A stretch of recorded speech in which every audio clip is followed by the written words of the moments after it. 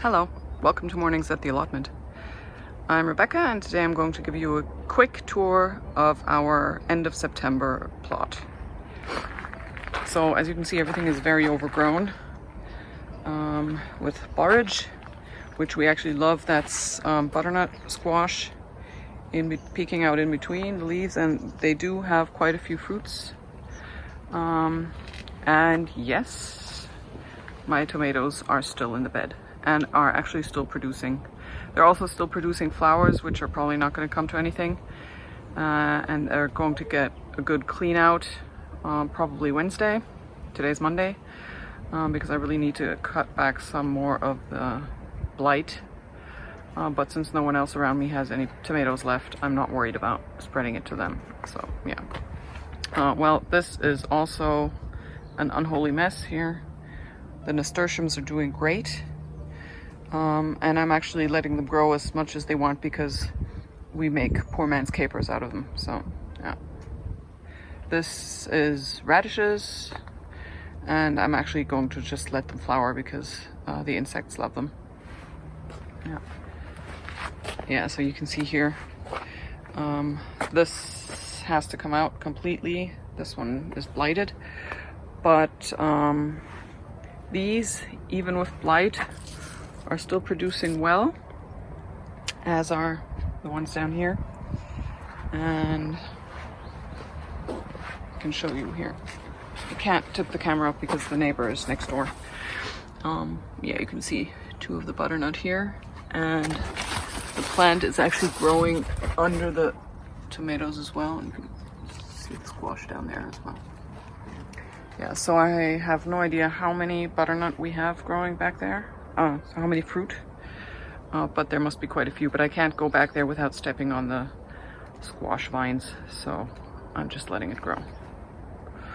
Yeah, too much blight going on now, so these are going to be cut back massively and probably coming out sometime by the weekend.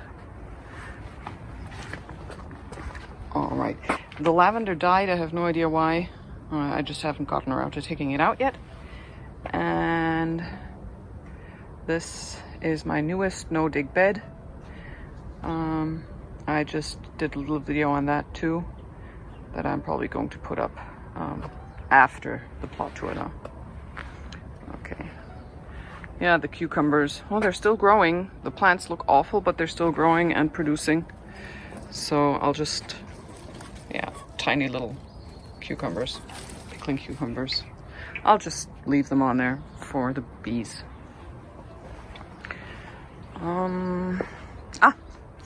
My bean teepee. Now let me just see. I hope I don't catch the neighbors on video. Yeah, my bean teepee is doing really well. I have what's probably Greek giganteas in the front, and also a different pink kind of runner bean. So pink flowered and pink beans. I'm going to be harvesting these soon. I have some in here. Basically, this was an experiment to see how we like the beans. But I plan to grow more of these next year, probably over the arches that are going between the greenhouse and the new no-dig bed. I also have these potted beans left. They're climbing French beans. In the greenhouse, the cucumbers are still producing. Here, I have one here and then one back there, and I saw one over there as well. I think I killed the strawberries, but honestly, I don't care. We have so many strawberries growing all over the place. I've just forgot to water in here. And everything that's in the ground did so well that I just completely forgot about it. There's some beetroot left there. And back there, yes. Back there, this is the watermelon, and the one fruit it had rotted off. So yeah, I still have the plant in there because I haven't gotten around to taking it out, but it's not doing anything. The chili peppers, on the other hand, are doing great. The Lila Luzzi are now almost completely red. The jalapenos are turning red. The cayenne are mostly harvested. I do have some still growing, but they were the first to ripen, so I don't have much left. Let me see. I don't have much left on the plant. And what was really great this year is the habaneros. I just harvested them, so let's see this here. We got a really good harvest off these, and they're still producing, so I'm very happy with the greenhouse. Oops. Just a second. I'm very happy with the greenhouse this year. And this is an apricot tree that still has to go in the ground soon. Okay. More trees that need to go in the ground. They are plums and, well, yeah, plums. And my dad's strawberries that are that he gave me because his house is being renovated, so they're going to overwinter here, and then I'll get them back to him. Okay, you don't want to look inside there or here for that matter. It's kind of a mess. So yeah, the squash bed is looking good.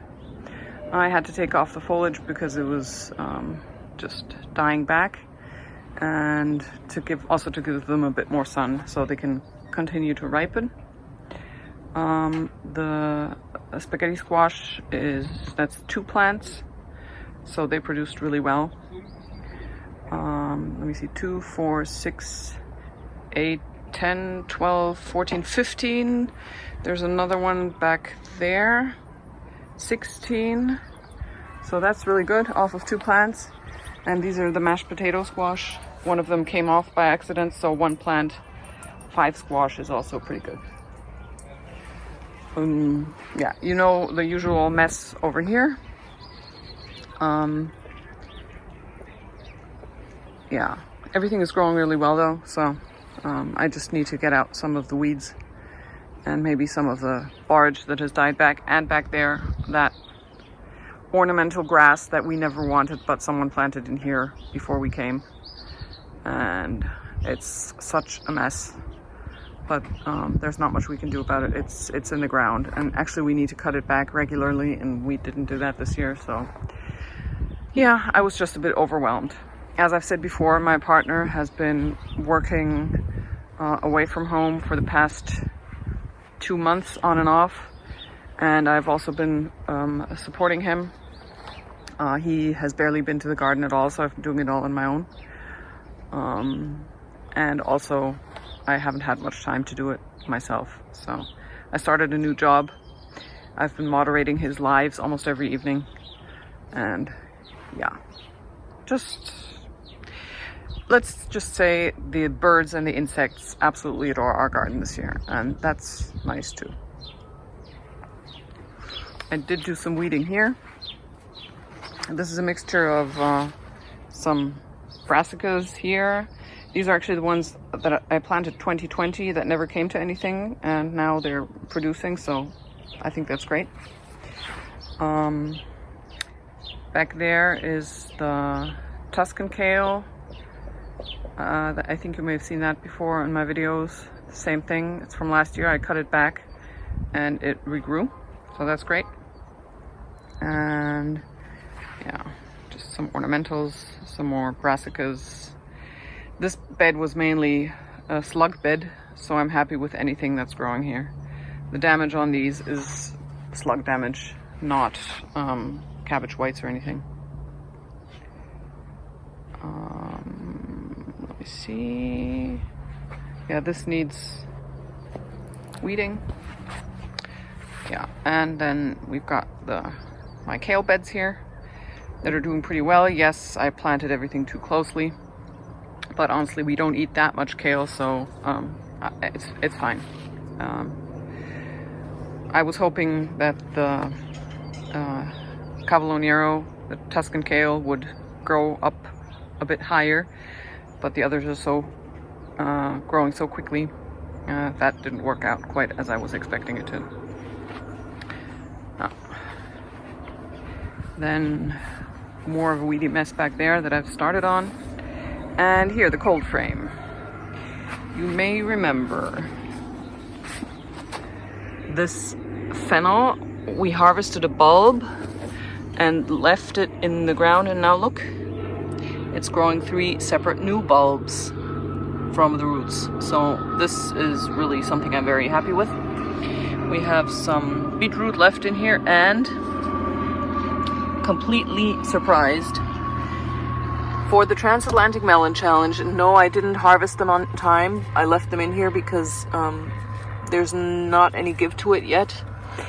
The melon, the sugar baby that I had in the greenhouse, as I just showed you, that one rotted off the plant.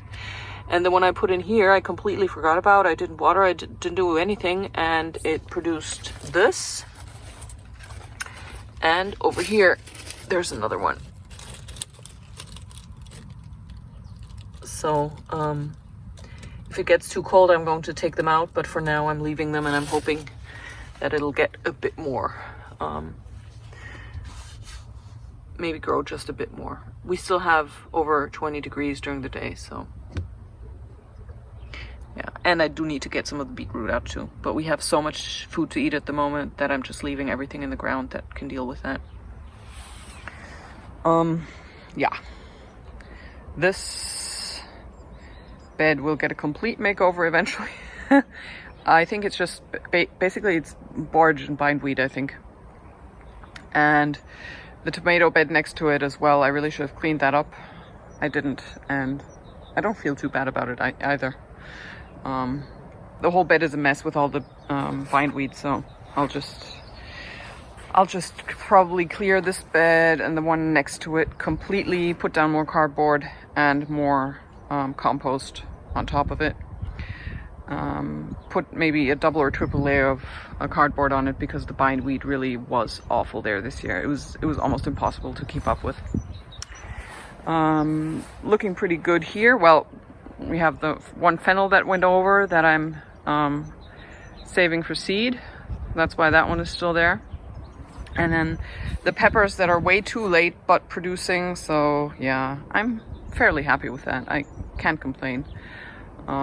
If the weather stays as we should expect it, that is the temperatures around 20 degrees and not too wet during October, then these might actually ripen still. And if not, I'll just take them off green. Yes, and then we have the aubergines that barely produced anything, but that's probably because they were shaded out by the squash, the summer squash that just grew way too fast. So we had the 2 regular zucchini that produced pretty well in here. They've slowed down now. And here, the patty pan, that was absolutely ridiculous. Just 2 plants, and I think we had 60 fruit off it, and that's only the ones that we were able to harvest before the slugs got at them. So yeah, I'm very happy with that as well. Yeah, some random stuff growing here. Lovage in here that really needs to go in the ground because actually it gets up to tree size. I just put it in there to try to save it because I didn't know where to put it. So that one's going to go in the ground in the herb bed. And yeah, ground cherries that are just too late. I will be putting those in the greenhouse to try to save them. And then I'm taking them in the house over the winter. Yeah, and you've seen this mess. My parsnips, I probably need to start harvesting some of those as well, simply because the bed is too full and the slugs are starting to really enjoy it. Yeah. Okay. Back to this.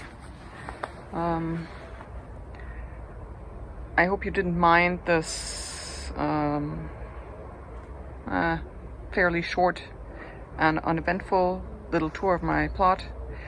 I am interested to know whether there's anything you would like me to change about my plot tours. I've been thinking about the new gardening year And actually in October I'm going to be putting in onions and garlic, so basically that's when I start doing the 2022 garden. And I was considering doing something different with my plot tours, maybe just showing one spot in the garden for each month. Or do you like this walk around the garden? And I can continue doing that as well. It's just a bit difficult to film, especially now that I'm only coming to the plot on the weekends or in the evenings when there's other people around. Yeah, but I do enjoy showing you everything. Maybe I could do some kind of combination, show you one spot in the garden in detail and then just stand in the middle and sort of pan around. That might be something to try.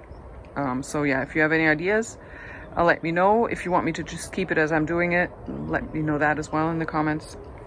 I appreciate you taking the time to watch this. If you haven't subscribed already, please do. I promise to put up more regular content again soon. I'm just trying to find a new rhythm with my new job and my partner's job and school starting again. But I think I'm slowly getting there, and then I'm going to have specific times that I can take to go to the garden, to do what has to be done, to do the chores in the garden, and also extra time for filming or for setting up the camera while I'm doing my work, that type of thing. Yeah, so do subscribe, hit thumbs up if you liked this video, and I do hope to see you again soon, sooner than for my October plot tour. Bye for now.